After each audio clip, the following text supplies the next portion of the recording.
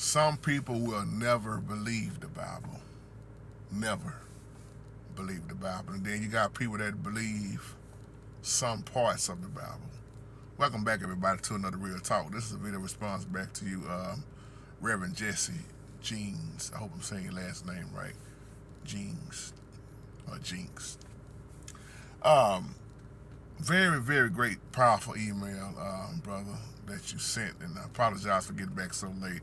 I want to address this email next because it's kind of been in my spirit, and it's a question I get a lot about the Bible. Why do I believe the Bible? You know, why do I teach the Bible? Why do I care about the King James Version? You got so many translations, and very good question out here.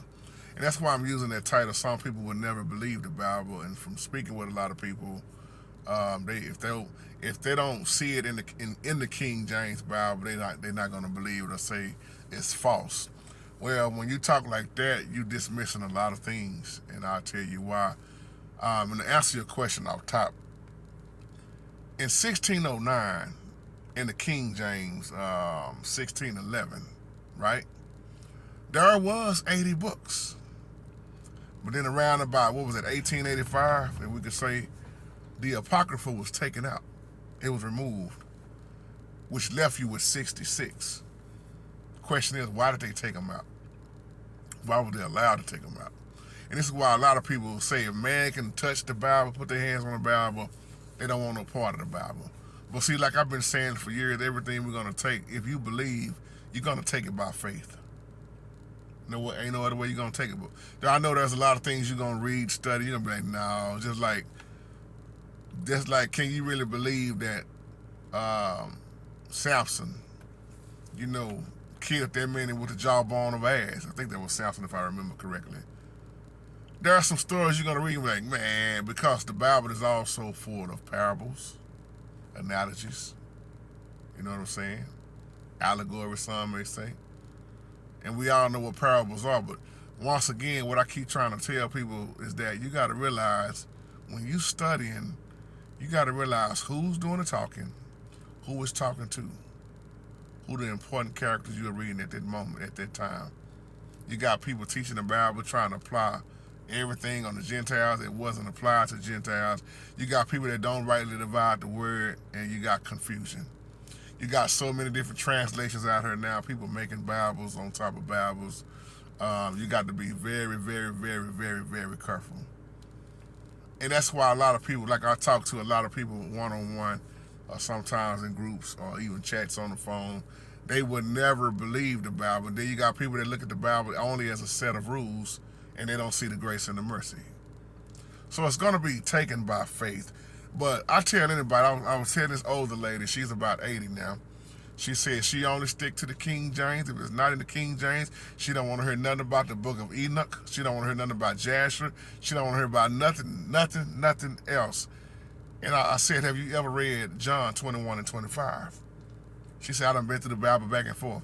And you're not going to miss me. She read, but she wasn't really comprehending at 80 years old. Because if you read John 21 and 25, it will tell you that everything that Yahshua done, it could not hold all the writings. It couldn't hold all the recordings. That show you that there was always other books. And remember back then, it was manuscripts. Remember what they had back then. It wasn't in English. And I'm going to tell you this like I've been saying for years.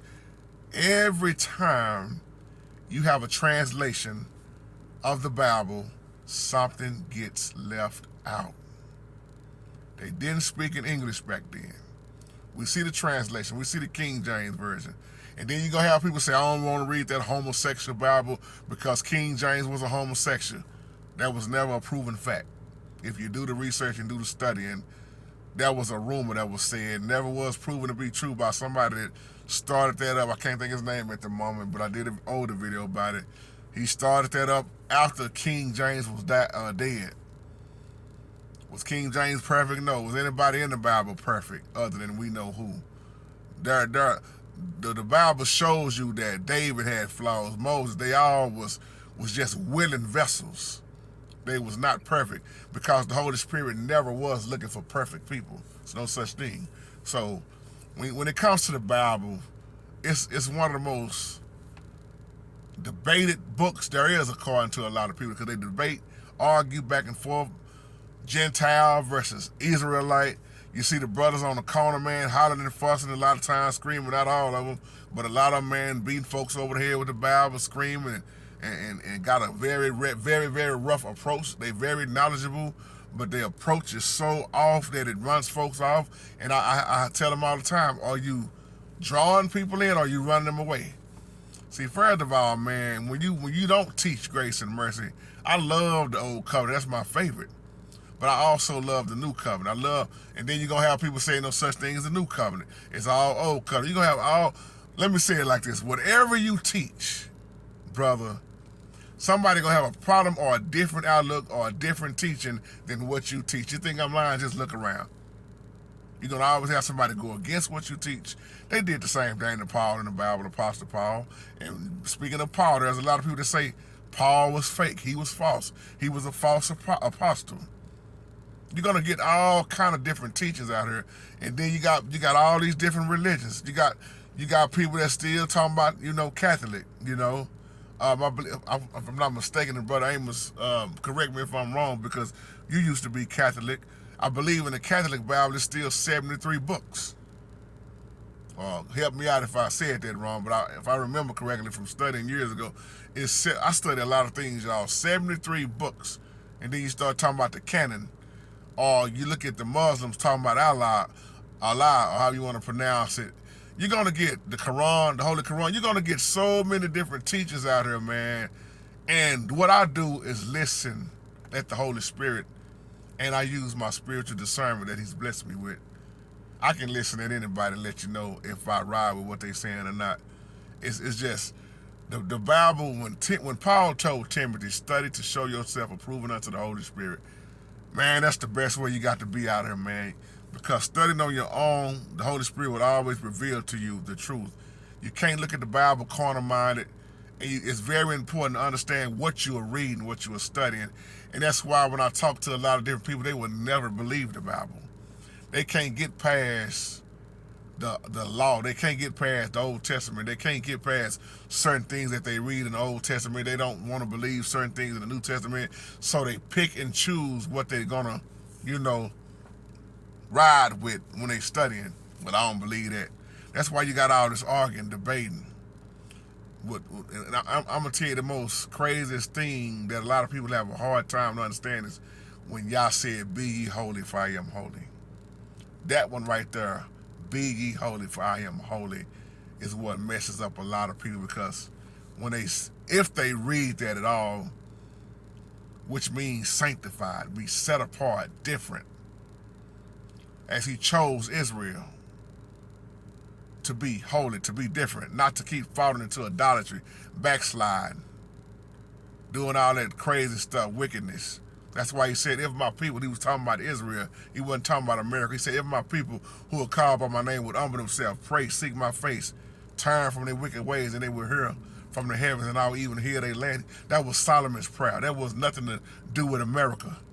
A lot of people think this Bible, well, yeah, America's in the Bible, sure is. You might not see the word name America in there, but you better catch what's going on in there. Babylon, you better catch what's going on with this wickedness. So He was talking, that whole entire book, man, was rolled to His chosen. But at the same time, Gentiles are crafted in. So when you keep putting all these different people in the same room, or this pastor that's Baptist gonna go against this Hebrew Israelite brother, you're gonna always have confusion, conflict. Some people just ain't gonna never flat out believe the Bible. And then they look at everybody that's arguing and be like, see, that's why I stick to myself. Like I said the other day, a lot of people believe in the universe, but don't believe in the Holy Spirit. They don't believe in the one that created the universe. When the universe was created, it had to be created by someone. And I'm going to say the Holy Spirit, which is not a man upstairs. John 4:24 says, for God is spirit, and those of us that worship Him must worship Him in spirit and in truth. So you're going to either take it by faith or you're not. But I see people all the time, they pick and choose what they want to accept about the word. But I tell you what, whether you believe or not, things are unfolding right in front of our face. Even if you don't believe, just keep looking at what you see going on in this world. and just read a little bit, I guarantee you that Bible gonna match up with it. I guarantee you're gonna see things still happening, things being fulfilled, some more things that's got to happen. That's why so many people keep trying to make Christ come back soon. Let me say it like this. They keep trying to make him come back before the Antichrist does everything. Confusion. That's why you got this teaching about pre-trib, post-trib, mid-trib. Confusion. Second coming. God's wrath versus Satan's wrath. There's so many teachers out there, but you have to realize what was laid out in the Old Testament is right there in the New Testament. Revelation is right there in Daniel. It's just when you, once again, try to understand the carnal minded, you're not going to believe. You're going to have a hard time trying to believe. And stop just listening to everybody, man. Get in the relationship with the Holy Spirit, man. And let the Holy Spirit guide you, lead you, teach you, comfort you. That's what I do. I don't care who preaching, I can listen. But realize I go directly to the Holy Spirit. I don't care how many titles, how big somebody's church is, how much they think they know, because even with all I know, I still say I don't know nothing. I don't know too much of nothing. When you look at it from a biblical standpoint and take your mindset off that carnal mind, it'll start making more sense. And then to some people, it'll never make sense. Because here's the thing, as he told us in his word, it wasn't for everybody to understand. Think about it. It wasn't for everybody to understand. Master, why did you speak this way? Certain things he only wanted the disciples to hear. See, you got to recognize the time. Once again, once you understand the biblical language and the biblical time clock, which is not a time that we are sitting on at all. Like I said as I close, how do you put a time limit on somebody who never had a beginning nor an end? How do you put a time limit on somebody who created time that sits outside of time? You can't. We worried about time. Most times not. One day is like 1,000 years. And I rest on that. Shalom.